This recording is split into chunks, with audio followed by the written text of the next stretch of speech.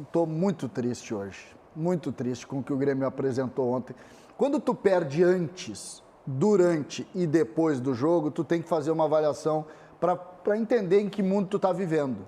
Porque o Grêmio começou a perder na escalação do Renato, quando coloca Robinho, Tassiano no meio-campo, quando faz a opção por Cortez. Aí passa por um jogo sofrível do Grêmio, onde o Grêmio não entendeu o que aconteceu mais uma vez, onde as substituições do Renato prejudicaram o time mais uma vez. E aí tu vai para a coletiva e o que tu enxerga é que o juiz te prejudicou. Ou seja, o Grêmio perdeu antes, o Grêmio perdeu durante e o Grêmio perdeu depois. E a passividade dos dirigentes do Grêmio com relação ao Renato Portaluppi começam a incomodar o torcedor. A rede social, que é onde o torcedor pode falar, JB, não para de gritar. Acabou a paciência com o Renato. E aí, Bagé? Deixa eu aproveitar o Dia das Crianças aí, mandar um beijo para todo mundo, né? Em especial para as minhas filhas e para a minha neta, e mandar um abraço para os torcedores do Grêmio, porque o Renato está nos tratando como crianças, nas coletivas e no momento que ele escala o time. Tem uma situação que é bem básica. Sabe qual foi a mudança tática do Renato ontem no segundo tempo? Ele tirou um lateral e botou um lateral. Ele tirou um 6 e botou um meia dúzia, porque ele tirou o Bruno Cortez e ele botou o Diogo Barbosa.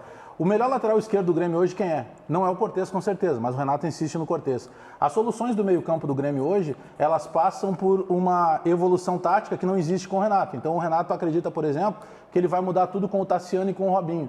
O Tassiano, até 6 ou 7 rodadas, aí o Tassiano estava acertando com o Santos e ele não estava nem concentrando no Grêmio. Aí, infelizmente, deu o problema, ele não pôde ir para o Santos, porque seria muito bom para o Grêmio, porque se livrava do Tassiano, porque o Tassiano estando no time, o Renato transforma ele em titular. O Robinho é constrangedor, o Robinho dentro de campo. O Robinho é o Thiago Neves, só que com a perna direita, porque ele não consegue evoluir, ele não consegue caminhar, ele não consegue dar velocidade, ele não consegue tocar na bola, ele não consegue dar dinâmica de meio campo, mas ele hoje é um titular do Renato. E aí o Renato vai para a entrevista coletiva e nos trata como crianças. Porque o Renato, esse óculos escuro que o Renato costuma aparecer, deve ser um óculos 3D, porque ele enxerga outro tipo de situação. E aí quando vai, ontem era o Celso Matti, que é o diretor de futebol do Grêmio, que estava acompanhando a delegação. Pelo que eu sei, o Paulo Luz não estava, o presidente Romildo também não estava, mas não precisa, né? Não precisa. Teve outro dia aí que os dois viajaram, aí gerou a manchete, aí ganharam do Bahia sem saber como tinham vencido, aí não precisa viajar mais, porque agora está tudo certo. O Celso Matti vai para a linha reclamar do árbitro. Celso Matti, não entre nessa, porque você é um cara que ainda não é conhecido no meio do futebol, para o torcedor do Grêmio, e você vai virar chacota.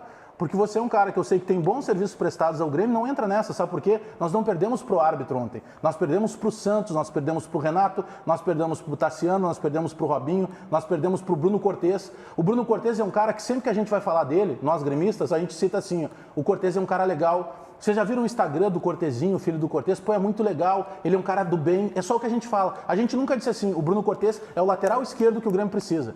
No começo do ano, o Renato exigiu da direção a contratação de um lateral. O Grêmio foi atrás do Caio Henrique. Aí o Atlético de Madrid pediu, porque tinha uma cláusula que dizia que quando pedisse tinha que liberar. Aí quando esse jogador foi embora, o Caio Henrique, o Renato foi com a direção, se eu quero outro lateral. É para ver como ele gosta e como ele acredita no Cortez. Aí o Palmeiras não queria emprestar o Diogo Barbosa, ele só queria vender. E o Grêmio foi lá e botou 10 milhões por 25% desse jogador. Ou seja, um jogador que 25% vale 10, o valor de mercado dele é 40. E ele continua sendo reserva do Bruno Cortez.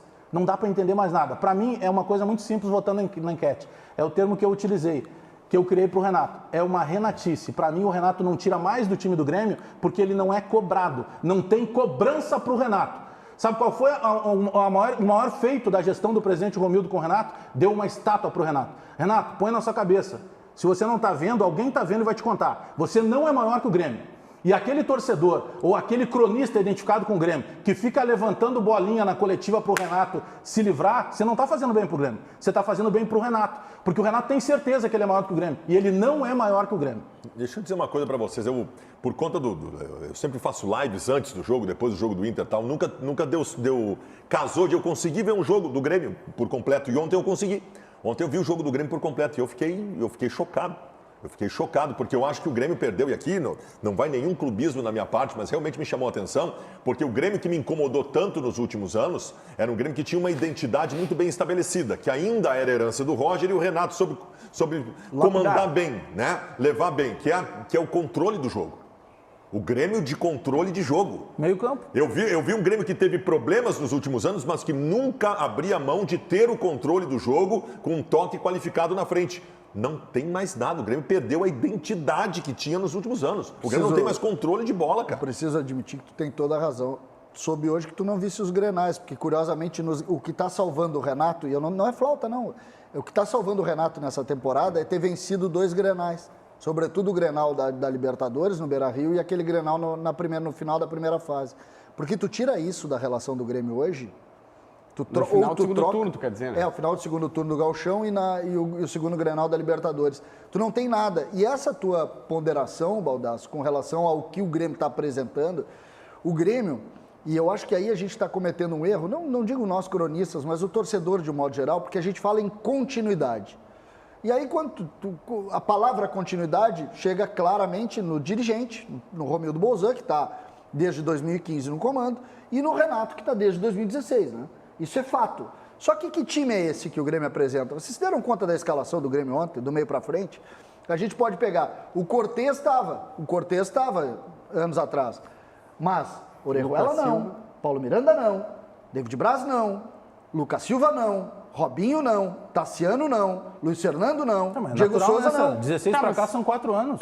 Não, mas eu não estou falando de 16 para cá, eu estou falando de uma ideia de continuidade. Esse time do Grêmio, Bagé, não existe mais. Mas claro que não. Esse time não existe. Mas o que está se cobrando do Renato não é nem o pensar 16 para cá. 16 para cá são méritos do Renato. O que a gente está cobrando é que as coisas estão minguando. 16 o Grêmio ganha a Copa do Brasil, 17 o Grêmio ganha a Libertadores. Início 18 o Grêmio ganhou a Recopa e aí ganha o primeiro Campeonato Gaúcho dessa série de 3. E aí começa a minguar. De lá pra cá é Grenal e Gauchão. Eu sei que é legal, só que é legal pra mim zoar o Baldasso, pra mim fazer aposta com o Baldasso. Dentro de campo, o Grêmio tá sobrevivendo só de Grenal.